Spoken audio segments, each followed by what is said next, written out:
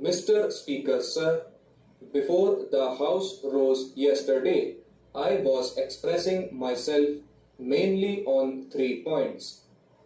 With your permission, sir, I will recapitulate briefly the points I made yesterday to get into a sequence. I was referring to the necessity of a concerted effort on the part of the government to devise and introduce a scheme by which the urge of the younger people of our nation for military training may be satisfied.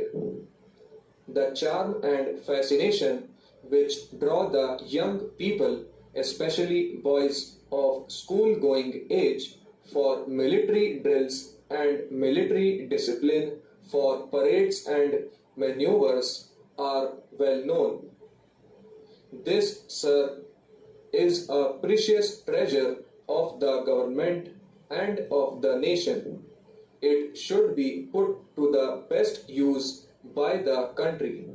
Our experience in the past has, however, been that this urge unfortunately was exploited by certain interested parties for ulterior motives, but that it can be put to the best use for the nation cannot be denied, and as such, I believe that if the government devise a scheme whereby either through some suitable military forces or through the police officers or even through other qualified persons in various states, a drive is made to train our young people in the art of bearing arms and going in for military drills and discipline, it will be very fitting for the needs of the times.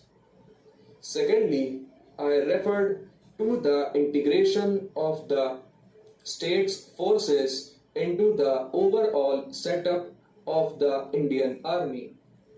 After the accomplishment of the marvelous and almost impossible task of integration of as many as 562 princely states into the various provinces or into states unions, it is only to be expected that the states' forces which are scattered over all these states should be incorporated into the bigger unit of the Indian Army.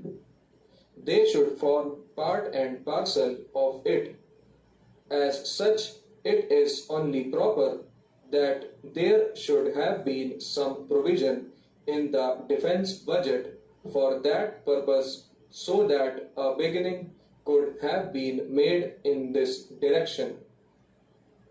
Thirdly, I was referring to the mass of prejudice and superstition that prevails in certain foreign countries about our social customs and institutions.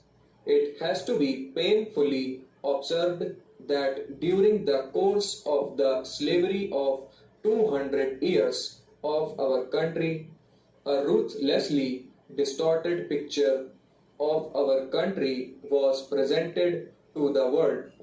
Therefore, it is only proper that all the harm and damage